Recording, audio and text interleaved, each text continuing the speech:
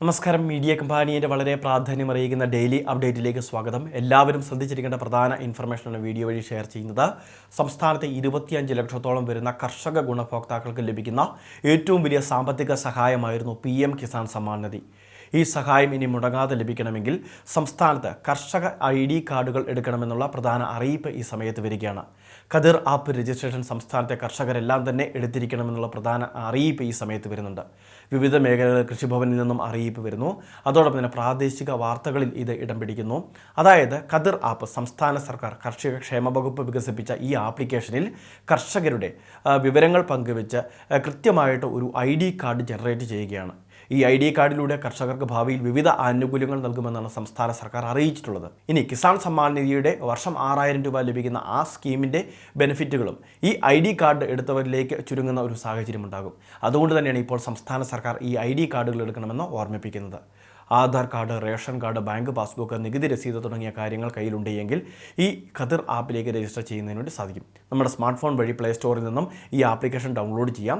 അതിനുശേഷം കർഷകരുടെ വിശദ വിവരങ്ങൾ നൽകാം. വിവിധ ഘട്ടങ്ങളായിട്ടുള്ള വിവരങ്ങൾ നൽകി വെരിഫിക്കേഷന് ശേഷം കൃഷിഭവൻ അപ്രൂവൽ നൽകി കഴിഞ്ഞാൽ നമുക്ക് കർഷക ID കാർഡുകൾ ലഭിക്കുന്നതാണ്. കർഷക ID കാർഡുകൾ ജനറേറ്റ് ചെയ്യുന്നതിൽ എന്തെങ്കിലുമൊക്കെ ബുദ്ധിമുട്ടുള്ളവർ അടുത്തുള്ള അക്ഷയ കേന്ദ്രങ്ങൾ, കോമൺ സർവീസ് സെൻ്ററുകൾ തുടങ്ങിയവയെ സമീപിച്ചാൽ മതിയാകും. രണ്ടാമത്തെ മറ്റൊരു പ്രധാനപ്പെട്ട അറിയിപ്പ്, സംസ്ഥാനത്തെ റേഷൻ വിതരണം ഇപ്പോൾ തടസ്സപ്പെടുന്ന ഒരു സാഹചര്യത്തിലേക്ക് വരികയാണ്. നമ്മുടെ സംസ്ഥാനത്തെ റേഷൻ അരി, അതോടൊപ്പം തന്നെ ആട്ട, ഗോതമ്പ് തുടങ്ങിയ ആനുകൂല്യങ്ങളെല്ലാം വാങ്ങുന്ന എല്ലാ വിഭാഗത്തിലും റേഷൻ കാർഡ് ഉടമകൾ തീർച്ചയായിട്ടും അറിയിപ്പൊന്ന് ശ്രദ്ധിക്കണം. സംസ്ഥാനത്ത് വിതരണ കരാറുകാരുടെ സമരം ഇപ്പോൾ പ്രഖ്യാപിച്ചിട്ടുണ്ട്. അനിശ്ചിതകാല സമരത്തിലേക്ക് ഇവർ പ്രവേശിക്കുമെന്നുള്ള ഒരു സൂചന വരുന്നു.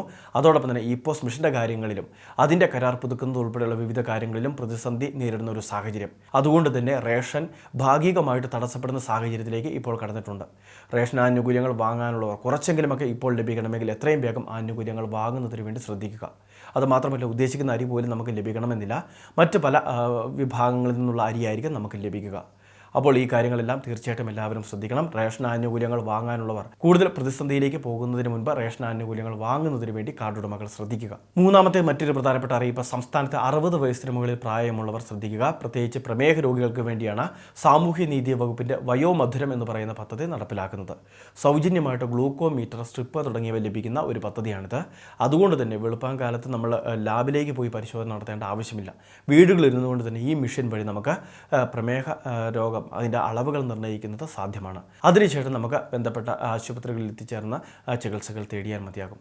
അതുമാത്രമല്ല, പ്രതിദിനം അല്ലെങ്കിൽ ആഴ്ചയിൽ നിശ്ചിത ദിവസങ്ങളിലെല്ലാം ഇത്തരത്തിൽ നമുക്ക് ഈ ഉപകരണം വീട്ടിലുള്ളതുകൊണ്ട് തന്നെ രോഗനിർണ്ണയം, അതിൻ്റെ അളവ് നിർണ്ണയമെല്ലാം സാധ്യമാകുന്നു. വയോമധുരം പദ്ധതിയിലേക്ക് സാമൂഹ്യനീതി വകുപ്പിൻ്റെ സുനീതി പോർട്ടൽ വഴി വേണം അപേക്ഷകൾ സമർപ്പിക്കാൻ. സംസ്ഥാനത്ത് BPL AY റേഷൻ കാർഡുള്ള ഗുണഭോക്താക്കളായിരിക്കണം അപേക്ഷകൾ വെക്കേണ്ടത്. വളരെ പ്രാധാന്യമറിയിക്കുന്ന കുറച്ച് ഇൻഫർമേഷനാണ് വീഡിയോ വഴി ഷെയർ ചെയ്തത്. അറിയിപ്പ് എല്ലാവരും ഒന്ന് ശ്രദ്ധിക്കുക. എല്ലാവരിലേക്കും ഈ അറിയിപ്പുകൾ ഷെയർ ചെയ്ത് എത്തിക്കുകയും ചെയ്യുക. ഇതുപോലെ വിവിധ അറിയിപ്പുകൾക്ക് ചാനൽ സബ്സ്ക്രൈബ് ചെയ്യുക, ഫോളോ ചെയ്യുക.